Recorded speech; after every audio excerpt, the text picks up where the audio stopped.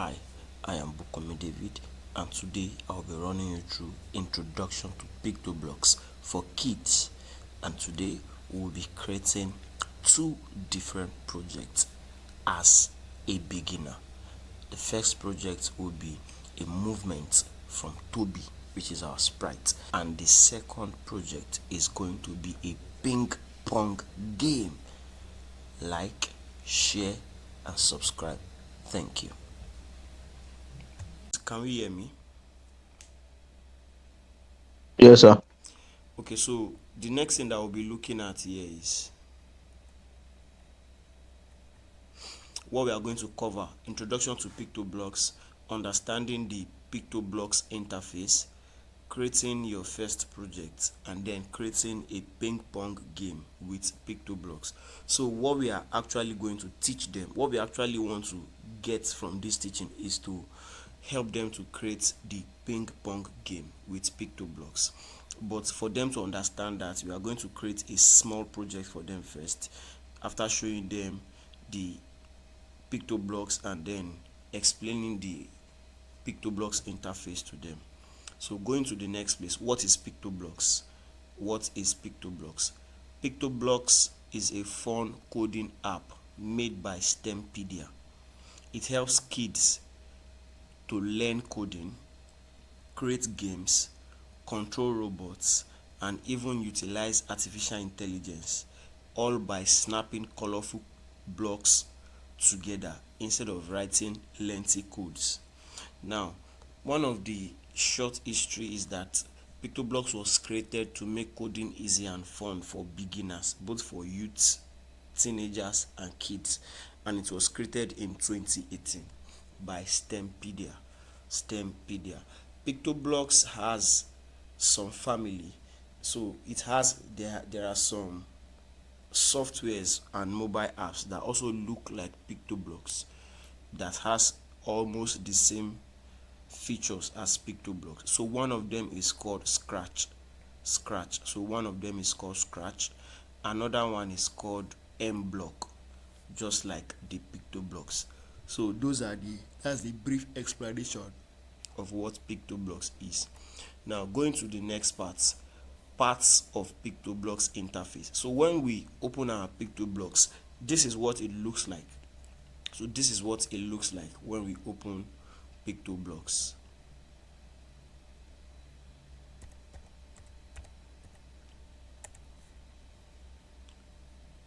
So when PictoBlocks is being opened, this is what it looks like. So all these parts in the PictoBlocks has names, and then we need to be familiar with some names so that we can know exactly what they do or what they stand for when we begin to mention the names.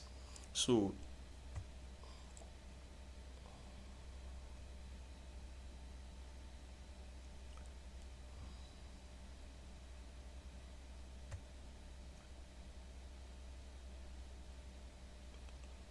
parts of the PictoBlocks interface. Please, can we confirm if you can see my screen? Yes, sir. We can see it. Okay.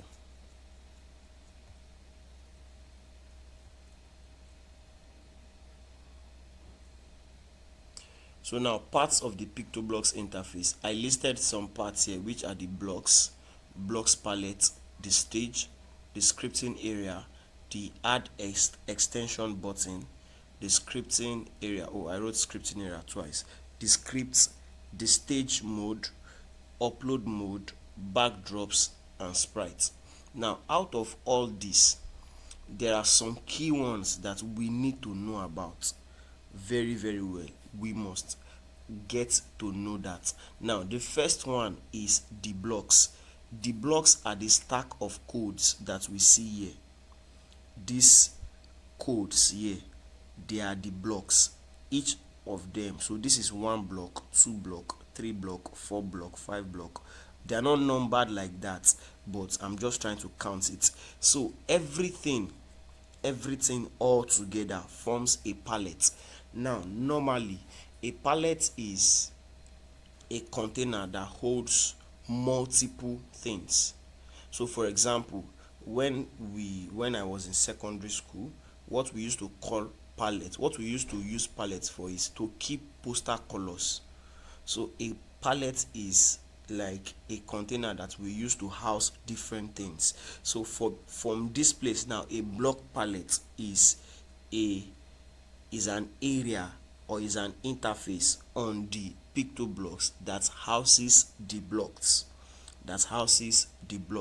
So the blocks are what we use for coding. Now after that, this area where I'm hovering around, please can you confirm if you can see it?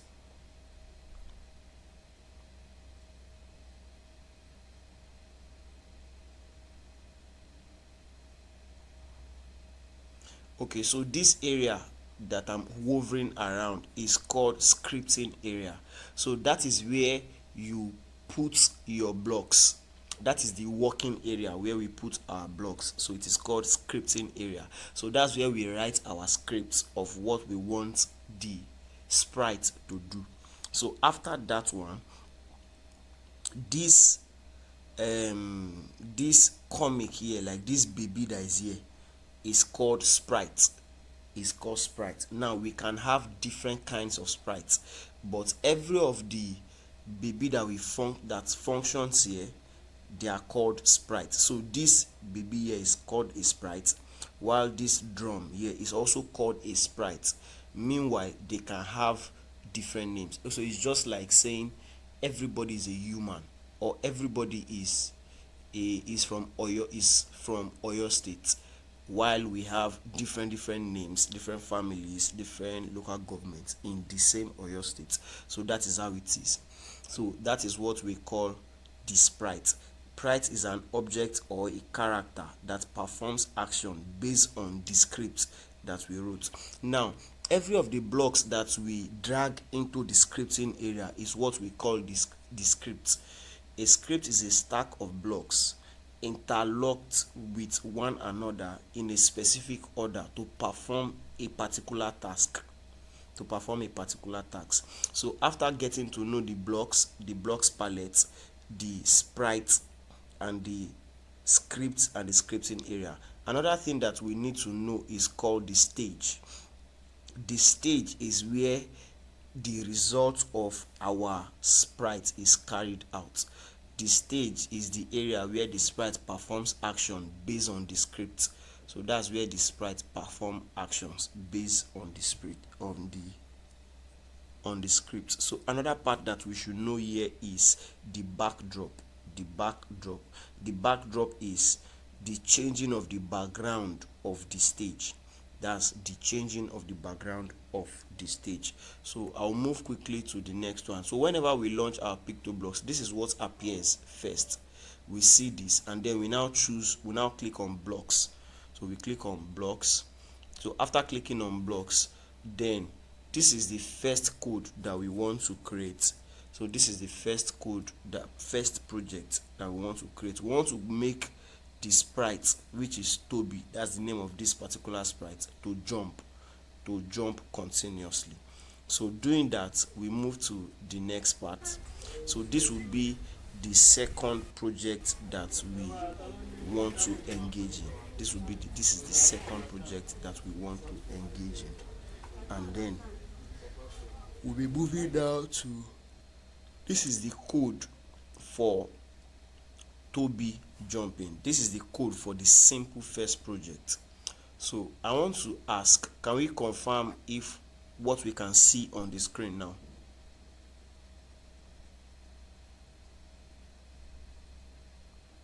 Can we confirm what can we see on the screen? Are we seeing the pictoblocks interface, or we are still seeing the slide? The pictoblock interface. Okay, so once we load our pictoblocks, we see something like this, and then we click on blocks. So once we click on blocks, we have all those parts that we mentioned, we have them there. So now we want to write a simple code that makes our Tobi, our sprite, to work. So let me delete this so that I can show you quickly how to get a sprite. So let's assume that we started like this. This is the pictoblocks interface. So to get a sprite, we come down here to this place, we click on choose a sprite. So immediately we click on it, it is going to give us the list, or is going to give us an interface that shows us Sorry, all sir. the. We are not seeing what you are doing, no. Okay, so that's why I asked if you are seeing what I'm doing. It's just showing Toby jumping code then with the Okay, so stack let me of blocks together. so let me do this. I'm coming.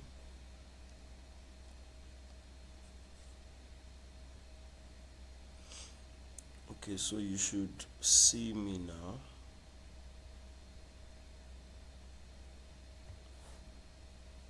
So you should see PictoBlocks now. So can you see PictoBlocks interface? Yes, yes, sir. Okay. Yes, sir. So now, once you just double click on your PictoBlocks, it shows you that first interface, and then you click on blocks. After clicking on blocks, it will appear here. Now, for us to, the first thing that we need to do in any project is to choose the sprite that we want to work with. So I'll just come here, and then this is my choose sprite. So I'm going to click on it once. After clicking on it, I'm going to see, I will be seeing this. So these are different sprites that we can use for the project. So let's just pick John. So let's pick John. So John is a sprite. I will just click on John, and then John is going to appear down here, and is going to appear here. So another thing that I think I should do is change the backdrop to another color, so that John can appear very well. So to change the backdrop, I will come to this place that they wrote stage, and then I will come down to this place. Please, can we confirm if we can see this? Yes, sir. So I'll click on it, backdrop, choose backdrop, and then after clicking on it, I'm going to see different backdrops, and then I'm going to choose any one of my choice. So let's take this one, and then once we click on it, it's going to change. So now, for so the first thing that we need to learn is, the first things that we need to know is, every time that we want to start new a new project, we need to start with when flag clicked, so that whenever we click this green flag up here, it is going to initiate the starting. The flag means go, just like the green in our traffic lights. So I'll just come to event. So event, I'm going to find out, I'm going to see when flag clicked here. So I'll just left click on it and drag it out, so it will be outside now when flag clicked. Now after that, what I want to do is, I want Toby to move up and down, and I want it to be continuous. I want it to continue moving. So because I want it to continue moving, I'm going to need a block that is called forever. So another name for to continue is forever. So I'll come to control, I'll click on control, and then I'm going to see forever. I'm going to drag out forever and place it under the when flag clicked. Now sometimes we might not need forever, it might be repeat. So if we don't want it to continue jumping until we stop it, we can just tell it, give it repeat, and then we tell it the number of times that it should repeat it. The number of times that it should repeat it. But in this case, we are not using repeat, we are using forever. So now after using forever, what we want to happen is motion. We want movement. So what we want to do is go to x x axis and y axis. So once I click on this, go to x axis and y axis, and then I want the x to be 0, while the y should be, let's say y should be 35. Now if I click on it, we'll see that there is a movement, there was a movement, sorry. So let me bring the sprite back. So look at this area where the background is. If I click on it, the sprite is going to change position. So it means that it is taking it to this particular position, just as if we are plotting a graph. This x0 y35 is this position where the sprite currently is, but what we want it to do is to jump on a particular spot. So for us to do that, for a jumping to happen, there will be an upward movement and a downward movement, upward movement and downward movement. So the next thing we want to do is to add, go to control and then add wait for a particular second. So we have wait 1 second. After that, I'll go back to my motion. So and then I'll drag out, go to x, y again. Now going to x means 0, means don't go towards the direction of x, and y go 35 upwards. So now if we want it to come downwards by the same amount of number of y, we are going to use negative. So in graph, in mathematics, we have the x-axis and the y-axis. As we have the x-axis and y-axis, we have the positive x-axis and the negative x-axis. So now what we are doing here is that it should be on 0 for x-axis, but on y it should go 35 upward, and then it should come down 35 downwards. For it should come down 35 degrees downwards. So if we click on the flag again, we want to see the movement. We'll see that, please can we confirm if we can see that the sprite is jumping?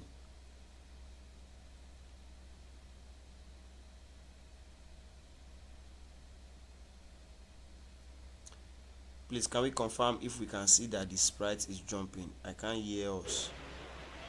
Yes, sir. Yes, sir. Yes, sir. Okay, so this is a simple code to create a sprite that jumps. So that is Tobi jumping. So that's the mini project that we are going to create for them, so that they can see and understand what they are going to do looks like. So after that project, what we do again is learning how to save. You click on my project up here. After clicking on my project, then you can just name it John jumping, and then we come here and then we click on save. So it has saved, it will save the project on your on your on your on your system. So you are going to decide where you want it to be. So here this is where I want it to be, and then I'll click on save, and the code will be saved on your laptop. Anytime you double click on it to open it again, it is going to bring you to PictoBlocks, and it is going to automatically open this same project for you. So quickly, before we go to the second project, which will be the last project, is there any question concerning this one?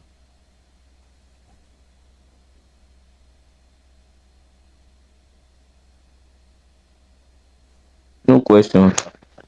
Okay, thank you very much. No question, sir. Okay, so let's quickly go to the second project.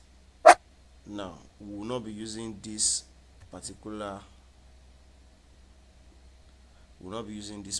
sprite, and then we will not be using this particular stage. Now, so I said every time that we want to do a particular project, we should always start by importing the slides, importing the slides that we want to use.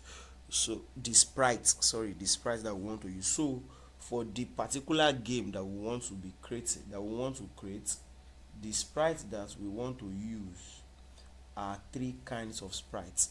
So we need the ball that will be moving. So I'll come here, I'll click on choose sprites, and then I'll come to my search button at the top left corner here, and then I'll type BALL. So immediately I type BALL, I'm going to see a ball, and then I'll click it. So once I click it, it's going to appear on my stage.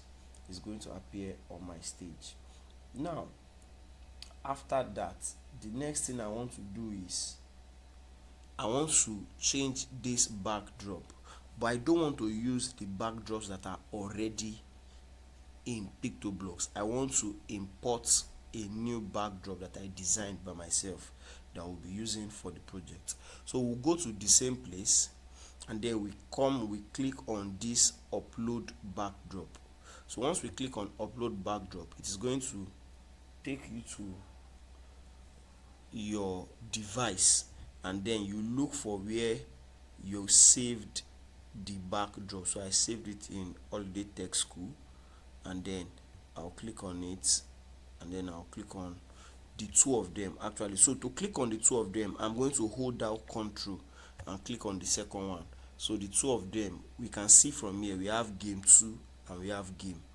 So I'll click on open, and then the two of them would be imported. We can see here importing.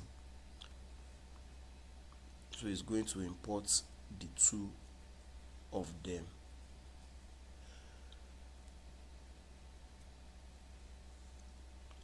So do we have any question up to this place?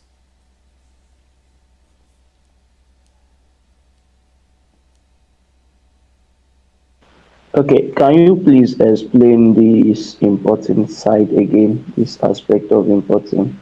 Okay. Promise, is there any question? No, no question. You can just explain this part again. Okay. So to import a a background that is different from the one that is already in PictoBlocks, you come to this place that they wrote stage here, and then you put your cursor there, and then you come up to the first one. You see upload background. So that means you want to upload a different background that is different from the one that you already have in PictoBlocks. So once you click on it, it's going to load your system for you, and then you now come and search for where you kept the file. You should already have the file that you want to upload on your laptop. So you just come there, you click on the file. Now because I want to use two backdrops, I don't want to upload the both of them one by one, so I'll click on it one, and then I'm going to hold down my control button and click on the second one, and then it is going to be the two of them will be selected. After that, I'm going to click on open, and immediately I click on open, I'm going to see it up here importing. So is that part clear?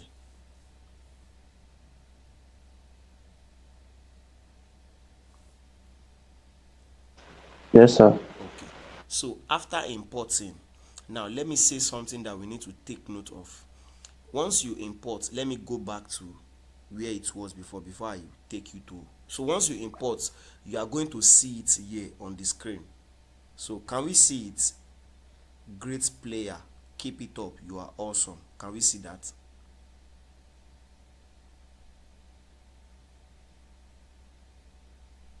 Yes, sir.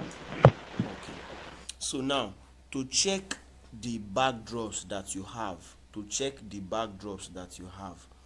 what you need to do is to come up here where you have blocks, pythons, backdrops and sounds.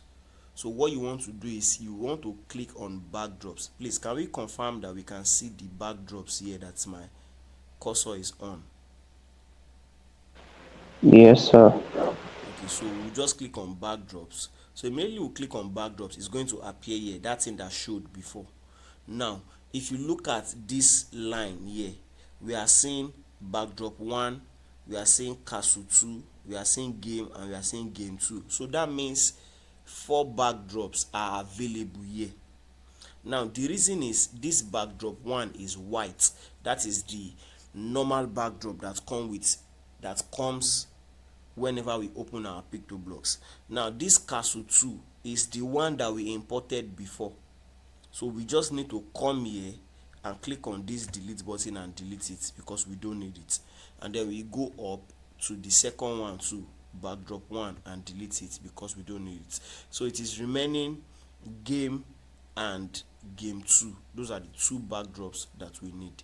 So I'll just return back to blocks by clicking on blocks, and it will take me back to blocks. So after I've imported my backdrop and the ball that I want to be using, now I need something to be blocking the ball so that the ball will not touch another particular red line.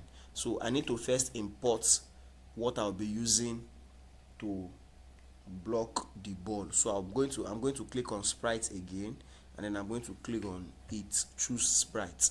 So immediately I choose sprite, the name of the sprite that I'll be using to block the ball is called pedal. P-E-D.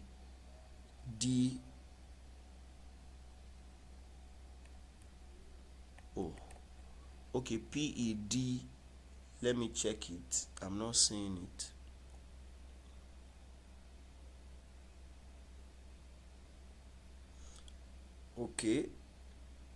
Okay, sorry, P-A. So this is it. P-A-D-D-L-E, paddle. So I'm just going to click on it, and immediately I click on it, it's going to appear. We are going to see it on the screen. So please, can we confirm that we can see it and there's no question? Yes, sir, we can see it, and there's no question from my end. Okay, so any question, promise? No, no questions. Okay, so what we just want to do is I will click on the paddle and then drag it to where I want it to be. So I want it to be somewhere here. So after that, we want to bring in another sprite that will show the red line that the ball must not touch. So for that, the name is, I think, line, L-I-N-E. So this is it, this red line. So I'll just bring in the red line. Immediately I click on it, it will appear. So I'll just drag it down. So once the ball touches this, then the game is over. So we have brought in the backdrop that we need and the three sprites that we want to use. So we just want to quickly write the code. So the first code that we'll be writing is the code for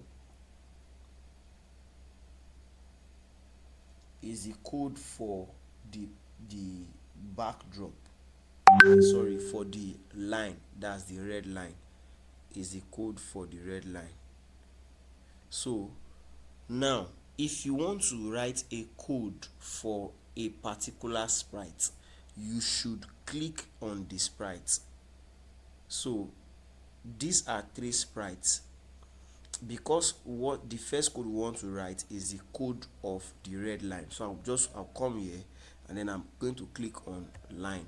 So immediately I click on line, if we see up here, this place that my cursor is hovering, you are going to see that the sprite that is showing there is the red line. So that means that is where the code that we are writing is going to affect this red line. So the first thing that we'll do is what? So who can tell me the first block that we're going to drag out?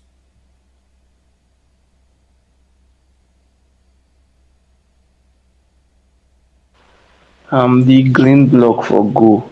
Yes, so it is called when flag clicked. So I'm going to come to events, and then I'm going to drag out when flag clicked. So that means whenever you click the flag, now the remaining things that we are putting on that should happen. So that's the first thing. So now what we want to do is, because our red line is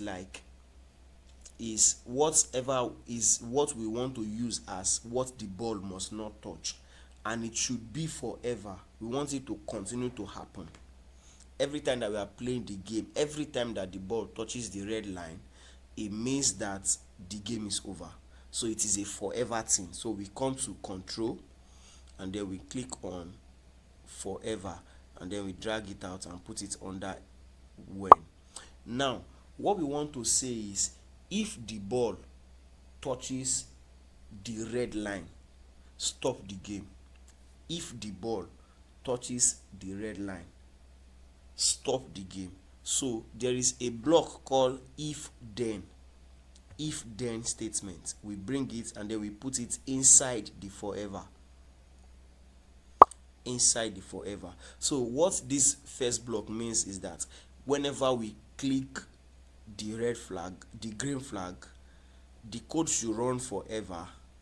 And then what code should run is if something, then do this. So now what we want to write there is if the ball touch the red line, then do this. So to get that if the ball touch the red line, we are going to click on sensing, and under sensing we are going to see touching here, touching. So I'll drag touching, I'll drag it out. Now so I want to put my touching inside this space here, so I'm just going to drag it and then drag it close to the space until I see a white line. So please, do we notice the white line? I want to be sure. Yes, sir. So once you see that white line, you just place it inside. Once you leave it, to drag is right click and drag. So once you leave it, it is going to enter inside the white line. Now we have stated it that if the red line touches the ball, watch, then something should happen. But here we are saying that what we are saying is mouse pointer. So I'll just click on this drop down arrow and then I'm going to choose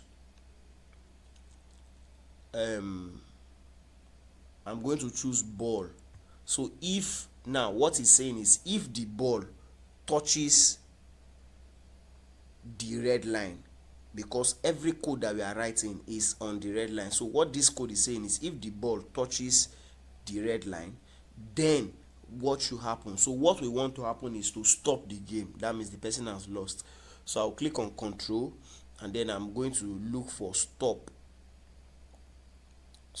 all. So I'll just drag, this is stop, I'll just drag out stop and then I'll put it here. So we are done with this particular code. So what this code is saying is that if the ball touch the red line, the sprite that we are working on, then it should stop the game. So is there any question concerning this particular code? No question. Okay. So No question. that's not all concerning this particular code. Now remember that we brought in two backdrop. One says keep it up, you are awesome. The second one says great player, your game is over.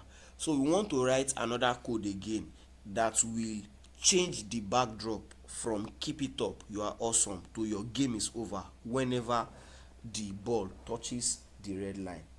So what we do is same thing, we start again, we bring in when flag clicked on the same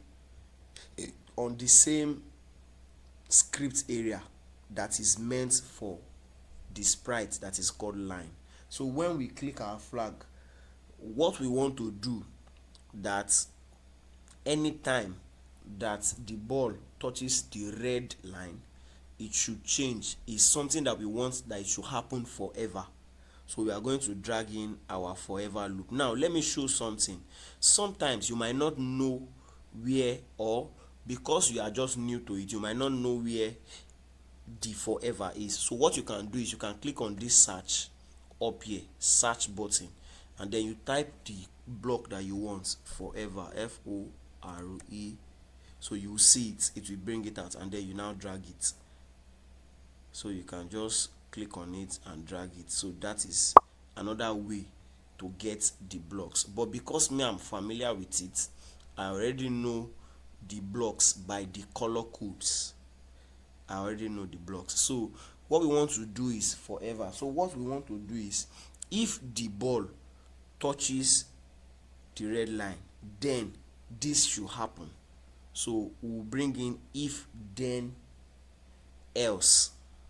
Now the reason why we are not using if then alone, why we are using if then else, I will explain it briefly now. So let me just bring in my if then else.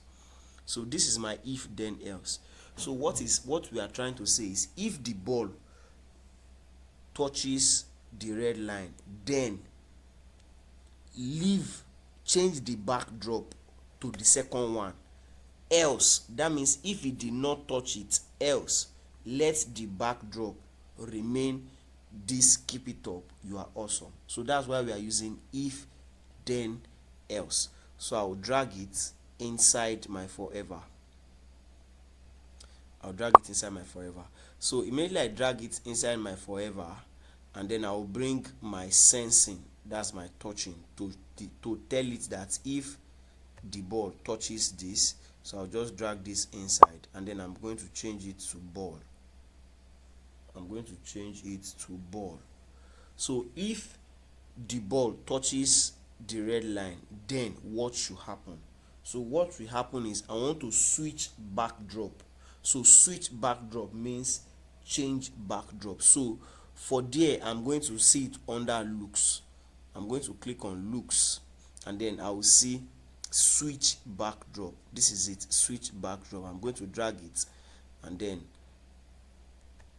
I'll bring it here, switch backdrop, and then I'll click on it again and drag it downwards, switch backdrop. So now I'll have to change something here. So let's go back to the backdrop.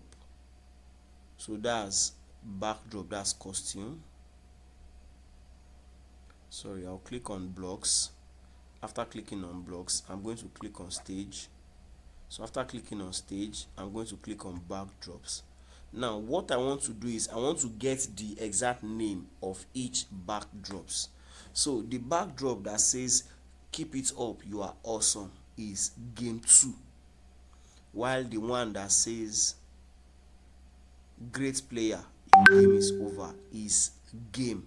So we need to know that. So I will go back to my blocks, and then I'm going to click on line, and then I'll see the code that we have encoding. So if the ball touches the red line, then switch backdrop to what now? What am I going to switch it to? Game. Game. Okay, so we'll click on game. Then if the ball did not touch the red line, it should remain as what?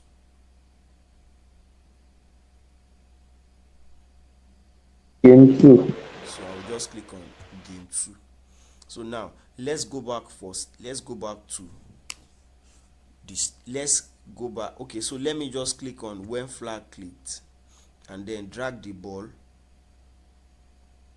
So now it is not going to work because I've not added any code to my ball. Are we getting that? Yes, sir. So I finished the codes for the line, the red line. So the next one is the paddle. I'm going to click on my paddle. So the paddle does not have much code, it just have few lines of code. So what we want to put on the paddle is that whenever to control the paddle, we need to use our mouse. That means we need to use our mouse to control the paddle. So that is what I want on the paddle. So what I will just do is, because it is something that must happen forever, so the first code that I'm going to drag in is always when flag clicked. So after that, I'm going to click on my forever, because I want it to continue forever, except the person lost. So because I want it to continue forever, so what I want to do is, I want to set my X to, so I'm going to click on motion, and then I'm going to click on set X to,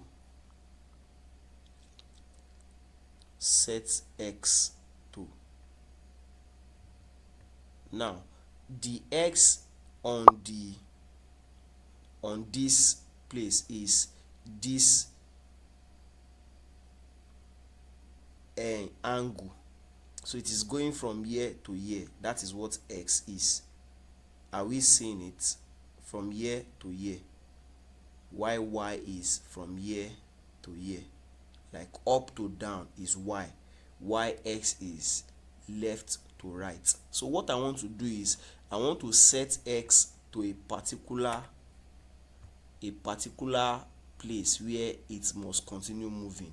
Now, because I said I want to control the game with my mouse, so what I'm going to do is, so I have few minutes more. What I'm going to do is I'm going to click on mouse X. Now, to see my mouse X, I'll just come here and then I'm going to search mouse X. So this is my mouse X. I'll just drag in my mouse X and put it here. So when I start this, and then you see that the mouse is now controlling the pedal. Can we see it?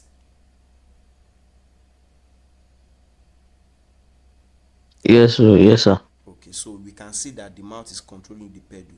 So that's the second thing that we need to do. So let me stop it. And then the last part is now to write a code that controls the ball. So I'll just click on my ball. So I'll just click on when flag clicked. After that, and then I'm going to click on forever. I'm going to drag it forever. So after clicking on forever, I'm going to use my if then statement. If the ball touches the pedal, what should happen? So if then, and then I'm going to click on touching and sensing to drag out my touching. So I'm going to change it, and then I'm going to change it to pedal. If the ball touches the pedal, so what should happen? Now, the first thing is I want it to be counting scores. I want it to count scores. So to count scores, I will click on variable, and then I'm going to make a new variable. Now make a new variable. Now when I click on make a new variable, I'm going to type scores, scores, scores. So I'm going to click on OK. So immediately I click on OK, you will see that a new variable has been added here, scores. So what I want it to do first, as it's touching the variable, as it's touching the pedal, it should be counting scores. So I'll just click on set. Sorry, I'm going to click on change my variable. So I'm going to change my variable to change scores by 1. So every time that the ball touches the pedal, it is going to add 1. If it touches again, it's going to change it to 2, like that. And then what I want to happen to the pedal is whenever the ball touches the pedal, it should bounce back in a particular direction. So I'll drag in turn 15 degrees. So I'm going to change the 15 to 180 degrees. So after that, what I want to do again is I want it to move 10 steps. So I want it to go up and bounce up and now come back again. So it will continue like that. So move 10 steps. I'll drag it and then I put it here. Move 10 steps. So after that, I want it to wait for a few seconds, a very few seconds. So I'll just drag it here, wait for 0.5 seconds, 0.5 seconds, wait for 0.5 seconds. So that's that about the first part of the code that we are going to be writing for this. So the next one that we are going to be writing, so this is the code that when the ball touches the pedal, it changes course and bounces back. Now another code that we will be writing is what happens to the direction. So we will just come here, click on event, then click on when flag clicked. I'll drag it out, and then I want to give it a kind of motion. So the motion will be go to. So go to X, and y my x will be -3 -3, while my y would be 152.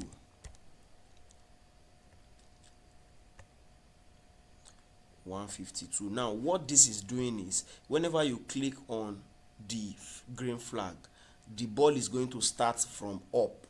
It is going to start from up. So point in direction 45. That's the next thing that I want to give you direction of how it should move once it bounces up. So I want the direction to be 45. So the next thing I want to do is, I want it to continue forever. So I'm going to click on forever. I'll drag it out. So I'll click on forever,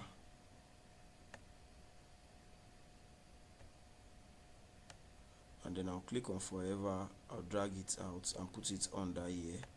So after dragging out forever, so what I want it to do is to continue moving 10 steps. So it should continue bouncing whenever it touches the head of the top of the game, or whenever it touches the pedal. So move 10 steps. I'll drag the move 10 steps inside the forever, and then every time that it gets to the edge, that's the top of the game, on top, it should bounce back. So if on edge, bounce. So I'll just look for my if on edge, bounce. So this is it. So if the ball is on edge, what should happen? It should bounce back. So I've set that now, and the last part of the code here is,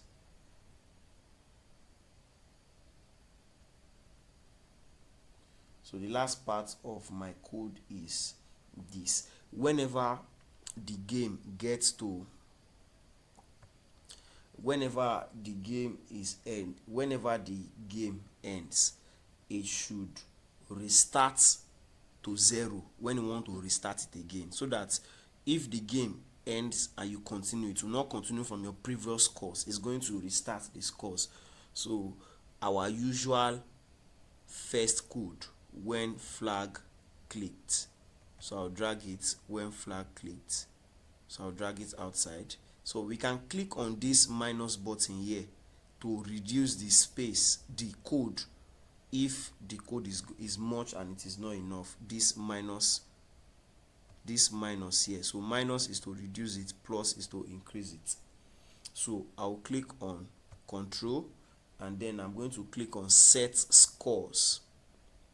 I'll click on variables, and then I'm going to click on set my variable. So I'll drag it outside. So after dragging it outside, I'll click on the my variable and change it to scores, set scores to 0. So once my set scores to 0 should be, if I should set scores to 0 if what happened, so if after bringing out my if, I'm going to click on my sensing, and then I'm going to drag out my touching pedal,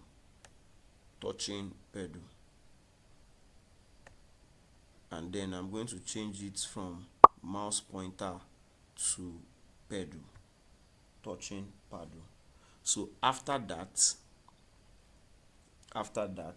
I'm going to click on, if the thing touches the paddle, then if what we programmed already is that once the game is over, it should change the backdrop to your game is over. Now when we restart again, it should change the backdrop back to keep it up, you are awesome. That is what I'm trying to do now. So if the ball touches the paddle, then change the backdrop, that's switch backdrop, that's looks, switch is under looks. So switch backdrop to Time how many minutes now? 5. Okay, switch backdrop to game what? Is it game 1 or game 2? Sorry, is it game or game 2? Can we remember? Let's answer quickly. Can we remember? No, no, I think it's game. Okay, so I'm let's not check sure. it. I'll just click on stage. After clicking on stage, and then I'll come up here, I'll click on backdrops.